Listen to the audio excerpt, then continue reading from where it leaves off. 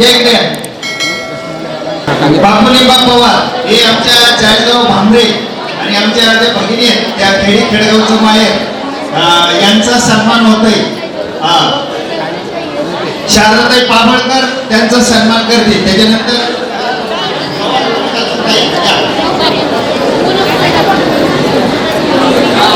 रुपाली सचिन पाटील यांचा सन्मान नगरताईंनी करायचा आहे. गडबड करू नका, गोंधळ करू नका.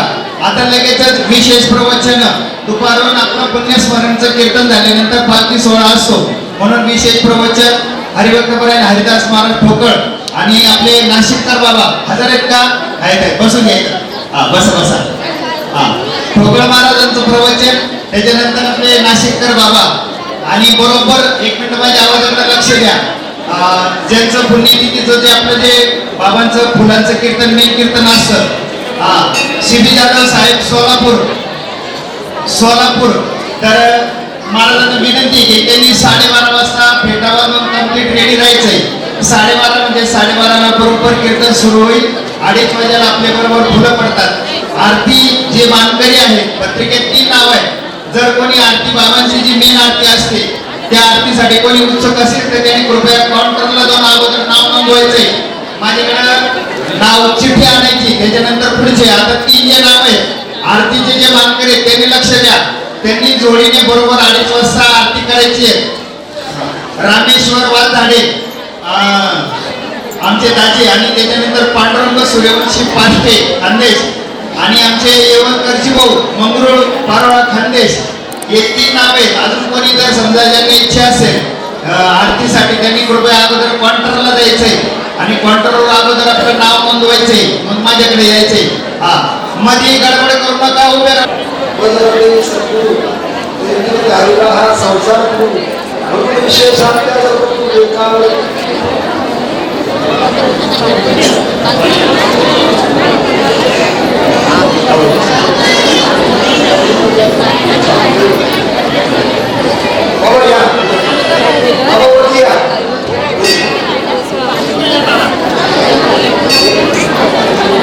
सद्गुरू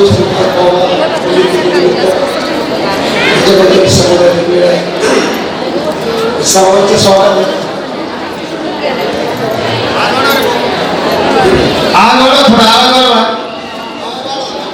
महाराजांचा घसा कोरडा पडलाय, त्याला पाण्याची बॉटल आणा बरं. महाराजांचा घसा कोरडा नाही,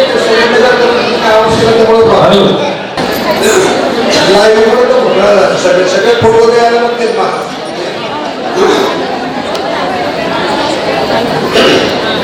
मध्ये बोलू नका कोणी.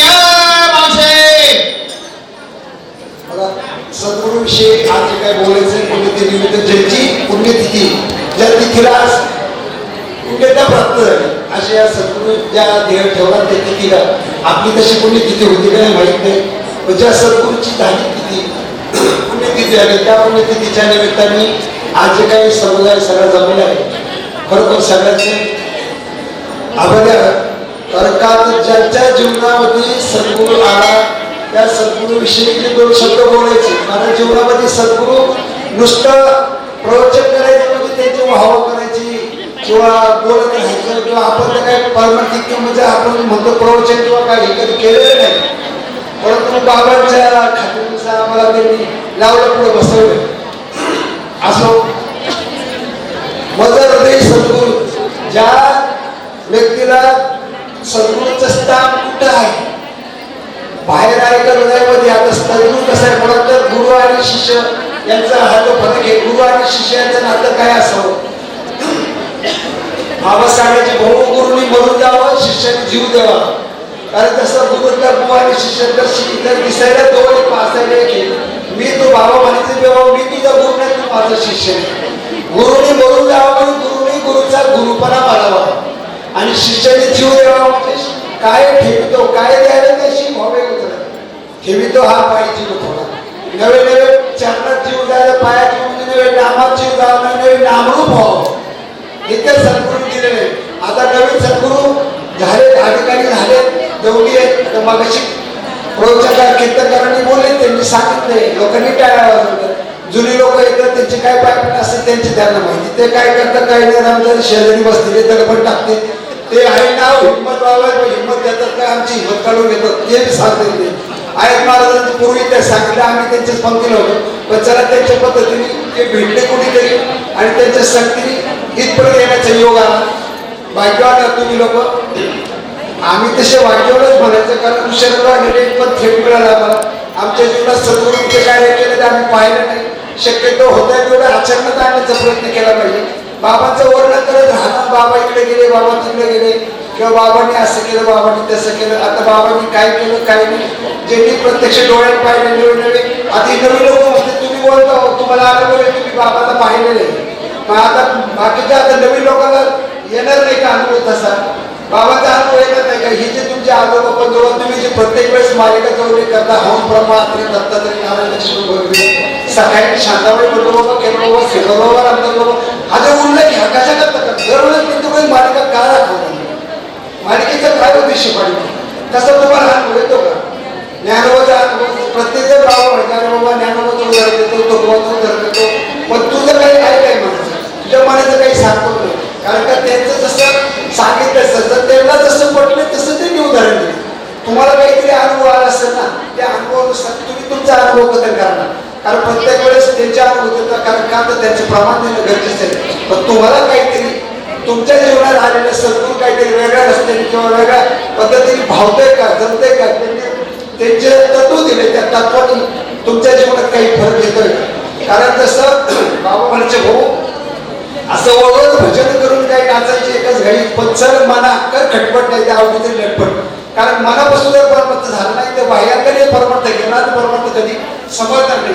बाहेरची वेशभूषा करायची, सगळे करायचं. कारण तुम्हाला सांगतो जसे एखादी श्रीमंत मनुष्य पण तो कधी दाखवत नाही, किंवा सोबत जसं आपण म्हणतो काहीला ज्ञान कमी आहे पण ती इतका सोमगंगा दहा वाजतात, पण खरोखर ज्याच्याकडे ज्ञान आहे ना ते दाखवून घेण्याचा प्रयत्न करतात.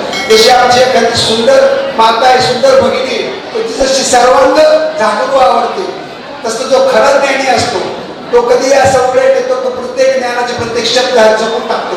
आता आपण काही ते ज्ञान नाही, परंतु त्यांचं जे पाहिजे ते अवलंबून करतो, आपण म्हणून बोलतो.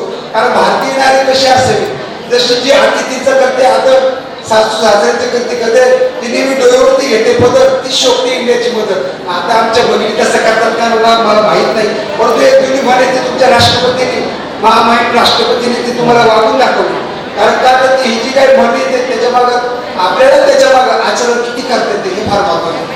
कारण बोले तैसे चाले त्याची वर्धव पाहू.